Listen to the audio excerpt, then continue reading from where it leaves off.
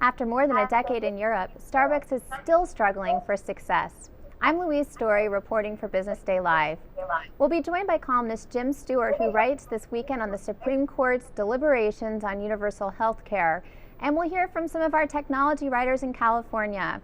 But first, we're joined on Skype by Liz Alderman, a Times business writer in Paris. Good morning, Liz. Good morning, Louise. So coffee in Europe, you write about the two in a story just posted online about Starbucks. What'd you find?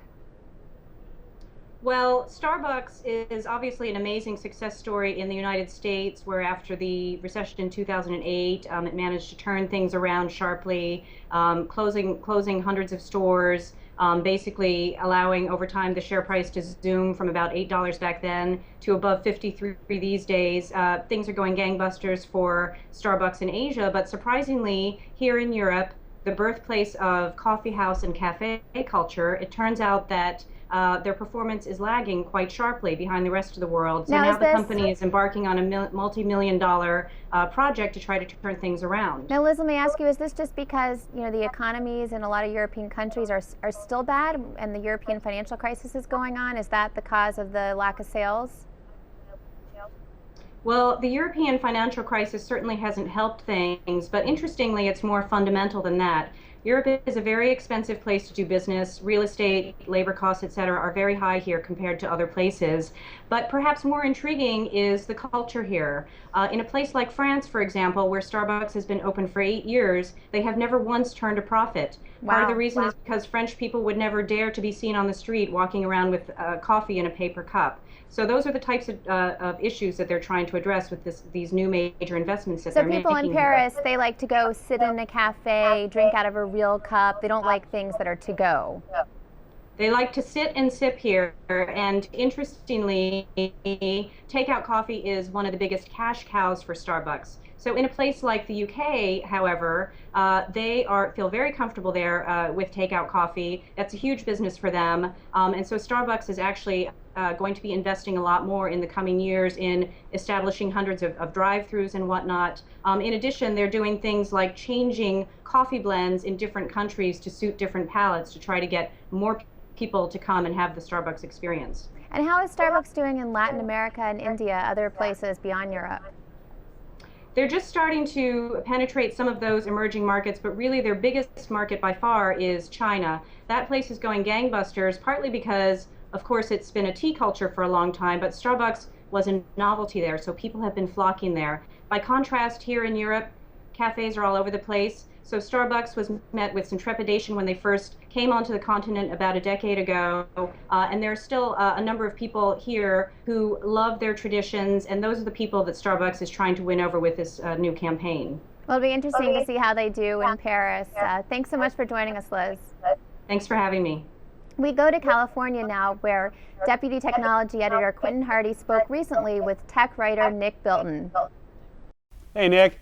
Hey, Quentin. How's it going? Doing well.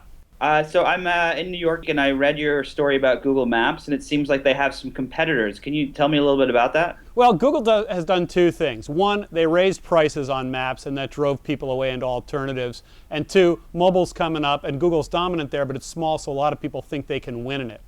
So who are their competitors in the mobile space? Well, Microsoft Bing is hiring a lot of guys, and they've cut a deal with Nokia, obviously. Nokia owns Navtech. I won't get into that.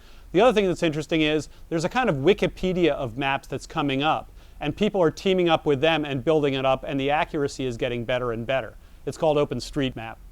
And that's open source, is that right? Yeah, it's an open source mapping service. And where does Apple fit into all of this? Well, Apple has quietly bought up a lot of stuff. They've bought up 3D views, and they've bought up a lot of data, and they've bought up visualization companies. So the feeling is that inside iPad and iPhone at some point, there's going to be some kind of fantastic viewing system as well. Interesting. So I actually wrote about Apple this week. I wrote about Walter Isaacson, who wrote the Steve Jobs book, about how to manage people. He wrote it for the Harvard Business Review. Yeah, and Isaacson's so interesting because he writes about character as much as he writes about activity. And what was he saying about Jobs' character here?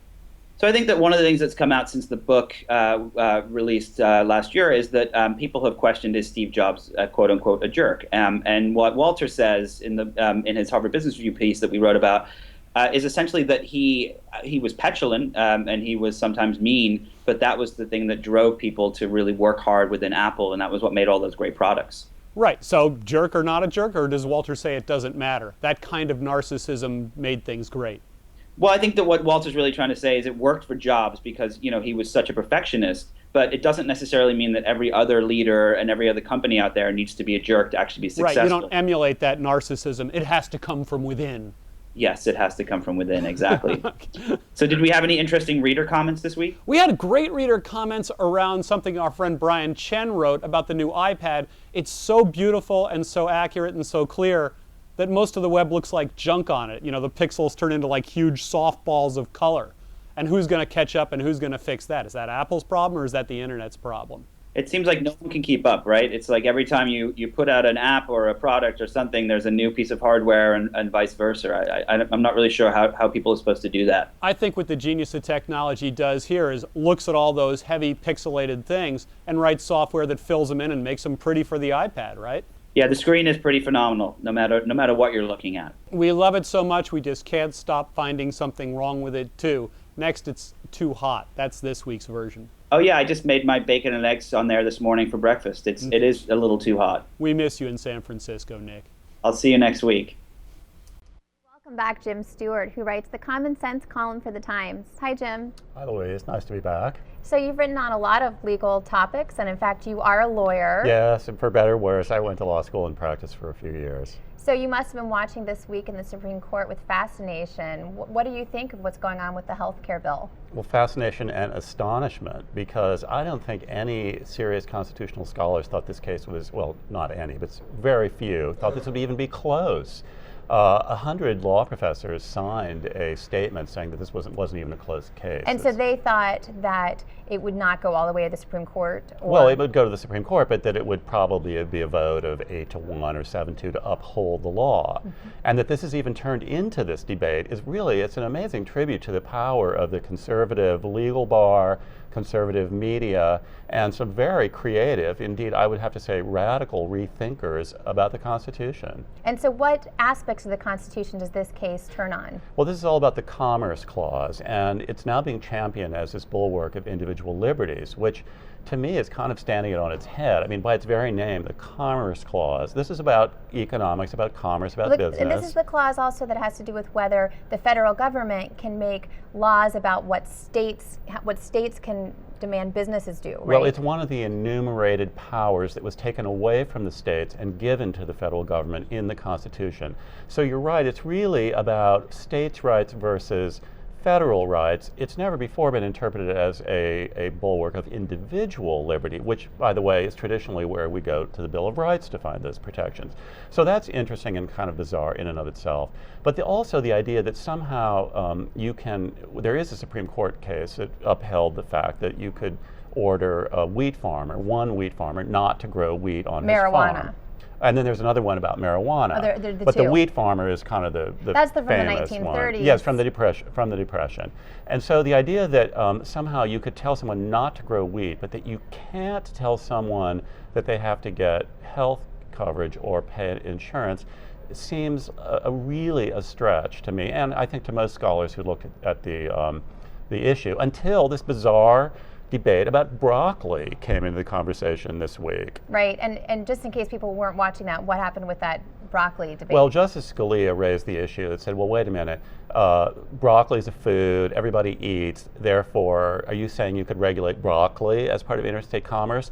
And the Solicitor General really kind of fumbled that one, I think. It was one of those moments. He represents the Obama administration. He represents the the government, and I wish I could have been the Solicitor General there, because I think the simple answer there is, well, yes, you could regulate broccoli. It is a food, it is an interstate commerce. I get broccoli shipped from California, but Congress is never going to be crazy enough to start telling people to eat broccoli. Right. I mean, the Supreme Court itself has said that the ultimate check on the Congress's power is the voter. And if people start doing idiotic things in Congress, I would like to think they'd be voted out. So ultimately this has to do with whether it infringes on people's liberty to tell them they have to have health care, or whether it infringes on people's liberty not to require this kind of basic standard of living. What do you make of that liberty, individual liberty trade-off? Well, I think it's the wrong issue. I mean, yes, you can argue that it does force someone to do something, and you could, on the converse, you can say that by not doing it, they're infringing on everyone else's liberty. But to me, that's not the issue. That's not what the Commerce Clause is about. The government does a lot of things that infringe on our personal liberty.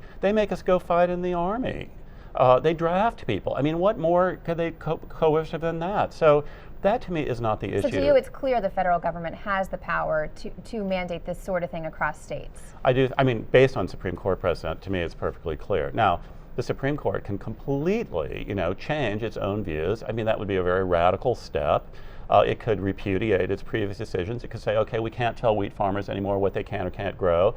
But that, to me, would be a shocking departure, both from constitutional law tradition and the established law. For business, for insurance companies out there and healthcare providers, if this law is overturned and the Obama, if we don't have universal health care, will this be good or bad for the healthcare industry? Well, I think it's going to be chaos for the healthcare industry. In that sense, it's going to be bad. But I think it's a mistake also to just look at this in terms of healthcare. If the Supreme Court decides they're going to significantly curtail the federal government's ability to regulate commerce and economic activity, then that to me is a blow to economic growth. Then you're going to get states running all over each other, It'll which was affect the problem. all sorts of industries, Yeah, not just healthcare. everything. And I think conservatives should be really cautious about what they're wishing for here, because the next law that would be struck down might very well be something that's promoting a conservative agenda. Well, it's very interesting. Thanks so much for joining us, Jim. Sure. That's all for today. Please stay with us online at nytimes.com for our continuing coverage. I'm Louise Story, reporting for Business Day Live. Thanks for watching.